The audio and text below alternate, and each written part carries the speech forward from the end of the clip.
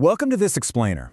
Today, we are unpacking what might seem at first glance like a pretty standard ancient text, Ruth chapter 3, verses 14 through 18. But honestly, if you think this is just some simple historical narrative about a late-night encounter at a farm, well, we're about to uncover a whole lot more.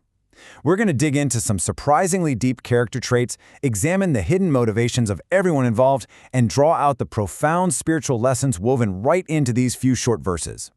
There is so much happening beneath the surface here that speaks directly to how you and I navigate complex, difficult situations in our own lives today. Let's get into it.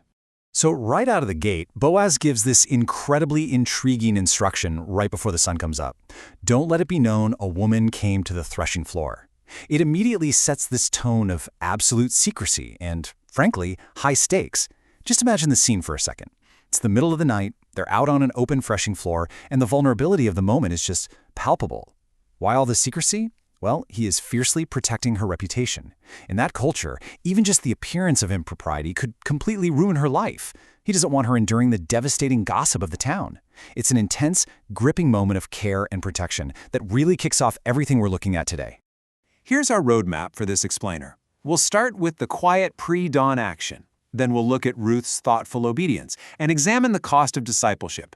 After that, we'll shift over to Naomi's patient, waiting faith. And finally, we'll zoom out to look at the faint light in dark times. All right, kicking things off with Section 1, the quiet pre-dawn action, setting the morning scene. Notice how incredibly precise the sequence of events is on this morning. In the pre-dawn hours, before it's even light enough for people to recognize each other, Ruth wakes up. She isn't lingering, she's not hitting the snooze button, she gets up exactly when Boaz instructs her to, fully aware of the danger of discovery. Then, right around dawn, Boaz generously gives her 6 measures of barley, wrapping it securely in her cloak. And guys, this isn't just a small token of appreciation. It's a massive, heavy amount of grain that symbolizes his absolute commitment to take care of her and Naomi. In the early morning light, carrying this immense weight, she slips quietly back into the city just to avoid being seen by the early risers. And by full morning, she's back home, safely behind closed doors, reporting every single detail of the night to her mother-in-law, Naomi.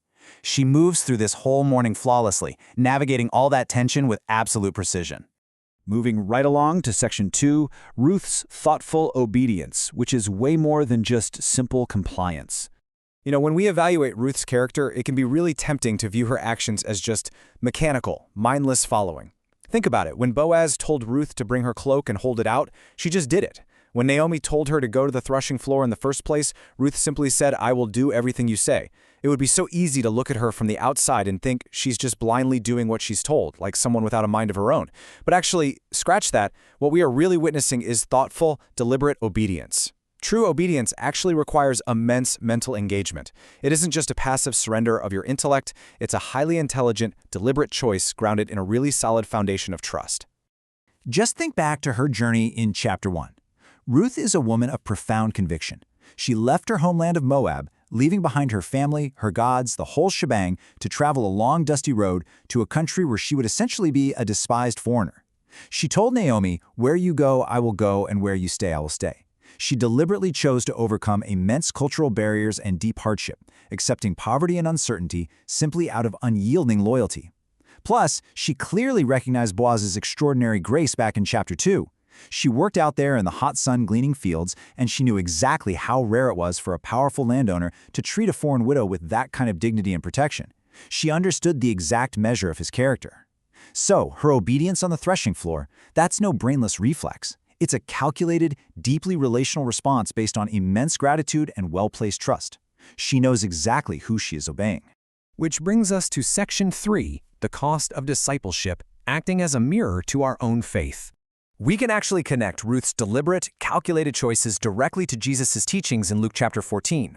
Jesus told the crowds that whoever wants to follow him must be fully prepared. He uses 2 very stark, very real parables. First, suppose one of you wants to build a tower. Won't you first sit down and estimate the cost to see if you have enough money to complete it? Otherwise, you'll lay the foundation, run out of funds, and be left with a massive public embarrassment. Second, suppose a king is about to go to war against another king. Won't he first sit down and consider whether he is able with 10,000 men to oppose the guy coming against him with 20,000? If he can't, he has to send a delegation and ask for terms of peace. Jesus is demanding that true followers do exactly what Ruth did: count the cost. True discipleship is never an emotional whim or some blind leap in the dark. It's a clear-headed, calculated, total surrender of your life. And that brings us to a really crucial question for us today. Are we calculating the cost of following Jesus? Is your heart truly prepared for discipleship? Think about what hesitant following looks like. When we face cultural pressure, or when our faith demands a financial or relational sacrifice, do we retreat? If we haven't thoroughly considered the cost up front, our following is going to be hesitant, constantly stuck, and filled with doubt the moment things get difficult. Ruth teaches us the immense beauty, and really, the stability of a clear, decisive, and fully calculated commitment. All right, moving into section 4. Let's look at the other remarkable woman in this story, Naomi, patient, waiting faith, and trusting in deliverance. So when Ruth returns from the threshing floor with that insanely heavy load of barley, Naomi simply responds, "Wait, my daughter, until you find out what happens, for the man will not rest until the matter is settled today." Think about the incredible transformation we're seeing in Naomi here. Back in chapter 1, she was so consumed by bitterness over the loss of her husband and sons that she literally told the town to call her Mara, which means bitter. But now, she is demonstrating this profound, quiet patience. She knows Boaz. She has absolute confidence in his character. She knows that this massive gift of barley is essentially a guarantee, a down payment on his promise to redeem them. She is so sure of his drive to finalize this redemption that she doesn't panic, she doesn't scheme, she isn't wringing her hands. She simply sits back in perfect peace and tells Ruth to wait. It's totally fascinating how this mirrors a much larger biblical principle. Think back to Moses in Exodus 14, standing right at the edge of the Red Sea.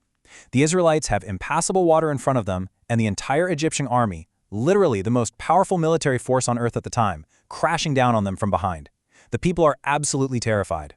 But what does Moses say? "Do not be afraid, stand firm, and you will see the deliverance the Lord will bring you today. The Lord will fight for you, you need only to be still."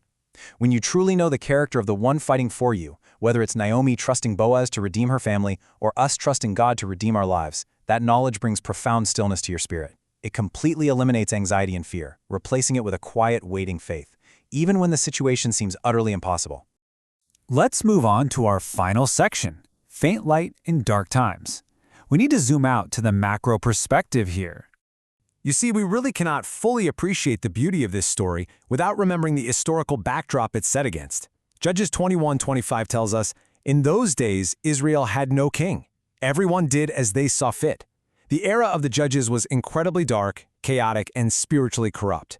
We're talking about a time of immense moral decay, extreme violence, and endless cycles of the nation rebelling against God. The society had entirely lost its moral compass, and yet, right in the middle of this absolute societal darkness, we have this quiet, beautiful little story taking place on a farm in Bethlehem. When we pull all these themes together, we can really see how these characters shine like faint lights against that immense darkness. Boaz's defining virtue is integrity. In a time when everyone did what was right in their own eyes and basically exploited the vulnerable, he strictly follows God's law and extends radical grace to a foreigner. Ruth's defining virtue is loyalty. In a completely selfish era, she offers sacrificial devotion and deliberate obedience, even risking her life, her future, and her reputation for her mother-in-law. And Naomi's defining virtue becomes hope and faith. Despite enduring unimaginable suffering and loss in a foreign land, she transforms her deep bitterness into a trusting anticipation of God's deliverance. Maintaining virtue when the entire culture is running in the exact opposite direction is incredibly difficult, yet they are like bright sparks in a pitch-black room. Which brings us to a final question I want to leave you to ponder today. In an era that seems hopeless, do we still believe God is in control? Naomi, Ruth, and Boaz lived in a time that felt entirely broken. The news of their day would have been nothing but tragedy and corruption. Yet, through their simple, faithful actions on a dusty farm, God was quietly sovereign. He was working out a majestic plan that would eventually lead this family line to King David and ultimately, thousands of years later, to Jesus. If God was in control in the dark days of the judges, weaving redemption out of a widow's obedience and a farmer's integrity, we really have to ask ourselves, how is his hidden sovereignty working through our faithful daily obedience today? Thank you so much for joining me for this explainer. Keep asking these big questions, and I'll see you next time.